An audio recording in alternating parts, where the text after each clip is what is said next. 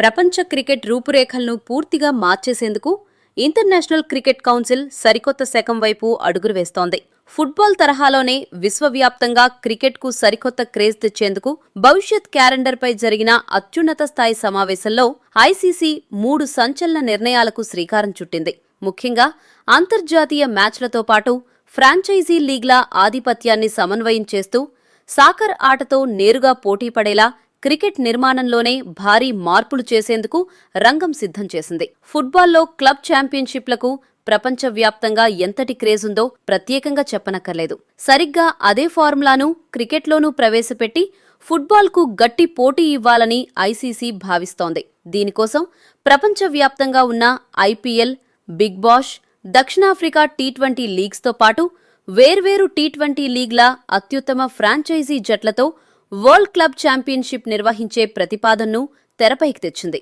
కేవలం 2 దేశాల మధ్య జరిగే సాధారణ సిరీస్ల కంటే ప్రపంచస్థాయి క్లబ్ జట్లు తలపడేలా ఫుట్బాల్ తరహా క్లబ్ కల్చర్ను క్రికెట్లోనూ బలోపేతం చేయటమే ఈ సంచలన నిర్ణయం వెనుక ఉన్న ప్రధాన ఉద్దేశం. మరోవైపు క్రమంగా ఆదరణ కోల్పోతున్న వన్డే క్రికెట్ భవిష్యత్తుపై ఐసీసీ కీలక పునరాలోచన చేస్తోంది. టీ20 లీగ్ల వేగం ముందు 50 ఓవర్ల ఆట ప్రేక్షకులకు కాస్త నిదానంగా అనిపిస్తుండటంతో వన్డే మ్యాచ్ల నిడివిని తగ్గించి 40 ఓవర్ల ఫార్మాట్కు మార్చే ప్రతిపాదనపై ఐసీసీ సమావేశంలో తీవ్రంగా చర్చ జరిగింది.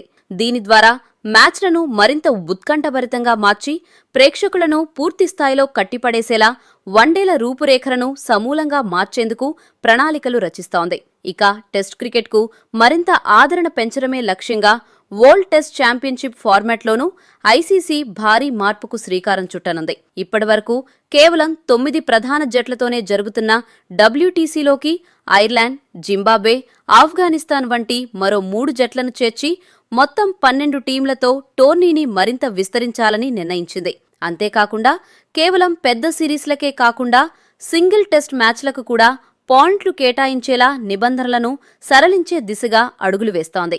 మొత్తంగా చూస్తే ఒకవైపు ఫుట్బాల్ తరహాలో గ్లోబల్ క్లబ్ ఛాంపియన్షిప్లు, మరోవైపు వేగవంతమైన వన్డే ఫార్మాట్, ఇంకోవైపు 12 జట్లతో విస్తృతమైన టెస్ట్ పోరాటాలతో ఐసీసీ సరికొత్త విప్లవానికి నాంది పలికింది.